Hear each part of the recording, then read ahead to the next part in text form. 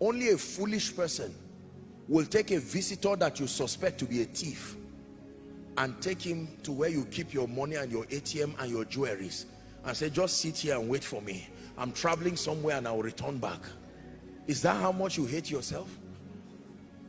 There are visitors that when they come, they stand at the gate. You don't hate them, but they have not chosen to press deeper.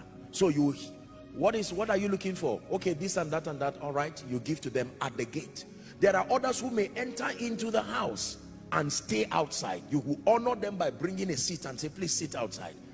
There are others who may get into the living room and sit carefully as though they are writing an exam. All of them are relationship dependent. There's somebody who will enter the living room and even before you arrive, the person can he can even pick your remote and be flipping channels. It is all a product of relationship.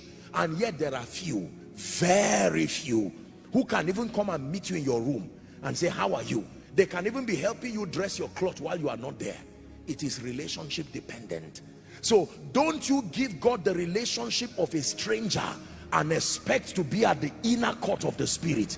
It will not happen that way. Preacher, it will not happen that way. Businessman, it will not happen that way. There are people who will remain at the outer court. They are interested. Lord, I just hear you are something that blesses. Whatever you are, I love you, and if you ever find a reason to bless me, I'm still here.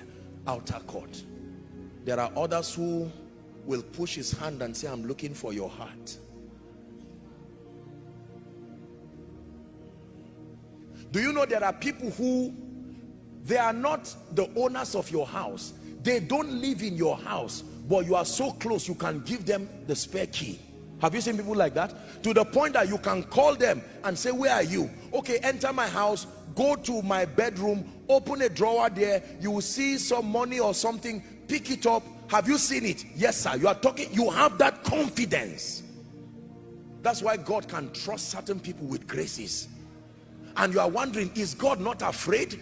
Is it not a risk to make this person that powerful? Find out the relationships and the covenants that provide that possibility.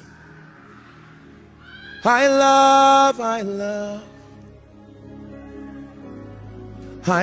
your presence. I love your presence. Hallelujah. A gentleman sent me a text some months ago. I don't know who that is. Apparently it's just something. I think maybe because he used to watch me just say the power of God will do this, this one will happen, and he just thought the thing just happens. And then I think he went to his fellowship or his group or something like that, and according to him, he said he repeated everything that he knew I was saying, and he made a mess and a fool out of himself there, because it is not a charm. You are not reciting, oh, the power of God will touch somebody here, this one. No. This is not.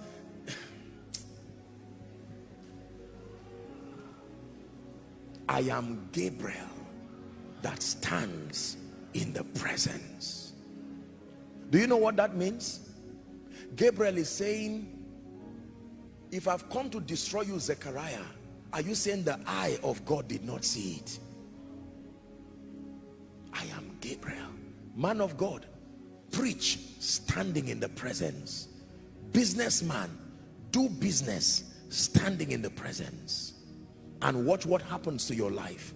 Extraordinary manifestations of the glory.